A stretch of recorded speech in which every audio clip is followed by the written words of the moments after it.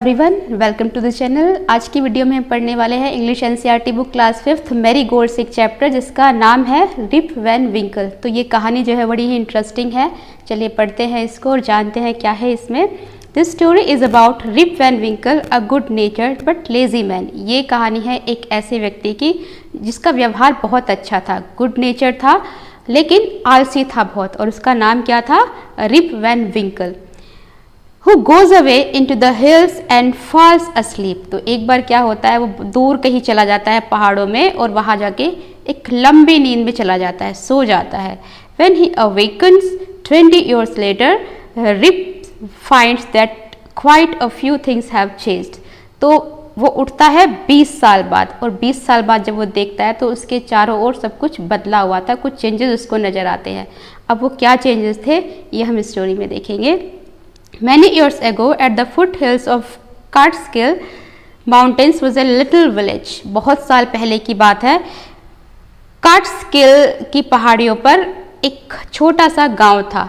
In the village lived a simple, good-natured fellow named Rip Van Winkle। तो उस गांव में एक बहुत ही साधारण सा, सिंपल सा व्यक्ति रहता था जिसका व्यवहार बहुत अच्छा था और नाम था उसका Rip Van Winkle. He was a kind neighbour, बहुत ही दयालु पड़ोसी था। वो सबकी हेल्प करने के लिए हमेशा तैयार रहता था, ready to help anyone.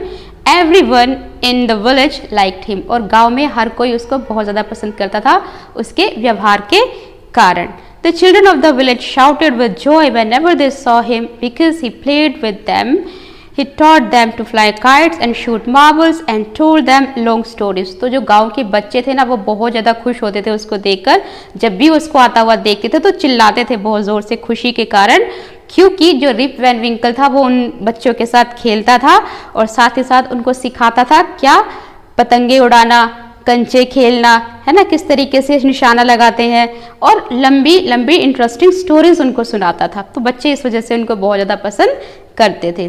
The only problem with Rip was that he was very lazy. लेकिन उसके साथ एक समस्या थी कि वो बहुत ही आलसी था। He did not work on his own farm and just idled away his time. तो उसके जो खेत थे ना, वो अपने खेत में बिल्कुल भी काम नहीं करता था और इधर उधर अपना टाइम जो है वो खराब करता रहता था।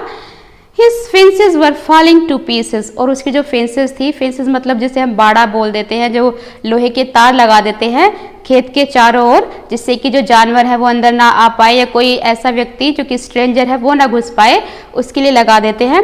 तो वो उसकी बिल्कुल टूट चुकी थी। कहने का मतलब बिल्कुल उसकी खेतों की तरफ अपना ध्यान नहीं था। His cow was going astray। और जो उसकी गाय थी ना, वो इधर उधर फिरती रहती थी ऐसे। And weeds grew on his farm. उसके खेतों में वीड्स उगाई थी। वीड्स क्या होता है? खरपतवार, जिसे हम बोल देते हैं, जो हमारे किसी काम का नहीं होता, ऐसे पेड़ पौधे जिसको कि हम निकाल देते हैं। Rip's constant companion was his dog named Wolf. Rip का एक बड़ा ही अच्छा साथी था उसका डॉग, जिसका कि नाम उसने रखा हुआ था Wolf. To avoid work he would walk away into the forest with his dog. और अपने काम से बचने के लिए वो अपने उस डॉग के साथ भाग जाया करता था कहीं दूर जंगल में। One day Rip just walked and on and reached the highest part of the mountains. एक बार क्या होता है, रिप चलता रहता है और चलते चलते दूर कहीं पहुंच जाता है पहाड़ों पे, बहुत ऊंचे हिस्से पर, है ना। And tired after his long climb he lay down and began day dreaming. तो बहुत थक जाता है वो चढ़ाई करते करते, लंबी यात्रा करते करते, और लेट जाता है वहाँ पर और दिन में ही सपने देखने लग जाता है। It was soon evening. और जल्द ही शाम हो जाती है। And he realise it would be night by the time he reached his village. और उसको महसूस होता है कि जल्दी ही रात हो जाएगी। गांव पहुंचने से पहले वो गांव भी नहीं पहुंच पाएगा, गांव पहुंचते पहुंचते रात हो जाएगी उसको। तो यहाँ पर आप पिक्चर देख पा रहे हो उसकी। Suddenly he heard a voice calling out Rip Van Winkle, Rip Van Winkle। तभी उसको अचानक आवाज़ सुनाई देती है जो उसका नाम पुकार रही थी। क्या थी वो आवाज़? Rip Van Winkle, Rip Van Winkle. इस तरह से उसको कोई आवाज़ें लगा रहा था। He looked around and saw a short old man with thick hair and a greased beard walking towards him with a barrel। तो उसने देखा उसके चारों ओर छोटी हाइट का एक बूढ़ा सा आदमी था जिसके कि घने से बाल थे और एक लंबी सी दाढ़ी थी उसकी, वाइट कलर की, ग्रिजर्ड से मतलब वाइट हो चुकी थी, जो कि वो उसकी तरफ आता है चल के। और उसके हाथ में थे बैरल। बैरल मतलब कुछ पीपे टाइप, बॉक्स टाइप, जो कि आप पिक्चर में देख पा रहे हो। He made signs to help him carry the barrel, और उसने इशारा किया उसकी तरफ कि मेरी मदद करो इन पीपों को ले जाने में। Rip hurried to help the stranger who caught his hand tightly, तो रिप जो था वो जल्दी जल्दी उठा हेल्प करने के लिए उस अजनबी की, क्योंकि उसका नेचर ही हेल्पिंग था, और जो स्ट्रेंजर था ना वो उसका हाथ टाइटली पकड़ लेता है। Together they reached a place where there were some more odd looking man, तो दोनों के दोनों साथ में एक ऐसी जगह पर पहुंच जाते हैं जहां पर कि उनको और थोड़े से अजीब लगने वाले लोग मिलते हैं।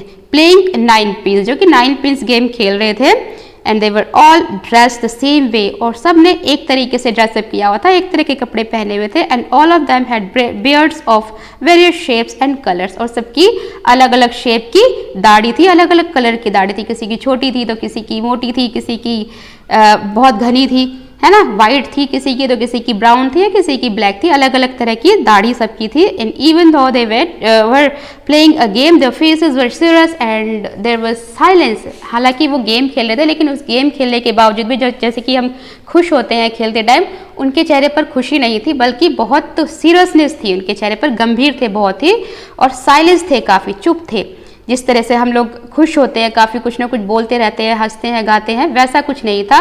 The only sound was the noise of the balls, और वहाँ पर शोर था तो किस चीज़ का, सिर्फ बॉल्स का, which echoed in the mountains like thunder, और पूरे पहाड़ों में वो गूंज रही थी आवाज़ एक गड़गड़ाहट की तरह। As Rip and his companion reached them they stopped playing and stared at Rip with a fixed gaze, और जैसे ही जो रिप है और उसका जो साथी है वो वहाँ पर पहुँचते हैं ना उनके पास, तो वो खेलना बंद कर देते हैं और उनको घूरने लग जाते हैं, है ना, एक निश्चित दृष्टि से, एक फिक्स ग्रेज जिसे हम कह सकते हैं, लगातार घूरना जिसको हम कह सकते हैं for exactly. And Rip was really frightened, Rip जो था वो बहुत डरा हुआ था। And his companion emptied the contents of the barrel into glasses and made Rip drink it, तो जिसका कंपेनियन था, जो साथी था ना, उसने उस बैरल को खाली कर दिया, और उससे क्या हुआ, रिप को कुछ उसने पीने के लिए दिया। Okay, and Rip obeyed as he was trembling with fear, और रिप ने जैसा उसको कहा गया उसने वैसा ही किया, क्योंकि वो डर से काँप रहा था। ट्रेम्बलिंग का मतलब होता है काँपना। Since he was thirsty he drank a few more glasses and slowly fell into a deep sleep, और वो बहुत ज़्यादा प्यासा था तो उसने क्या किया, कई सारे ग्लासेस जो है वो पी लिए उस चीज़ के जो भी उसने दिया था, और धीरे धीरे क्या हुआ, वो एक गहरी नींद में चला गया। On walking up he found that he was at the place where he had first met the old man, तो जैसे ही वो उठता है तो वहाँ पर पाता है एक बूढ़े से आदमी को जिससे कि वो पहले मिला था। He rubbed his eyes, उसने अपनी आंखें मली, जैसे सब सोकर उठते हैं तो अपनी आंखों को ऐसे मलते हैं ना, तो वैसे अपनी आंखें मसली आश्चर्य के कारण।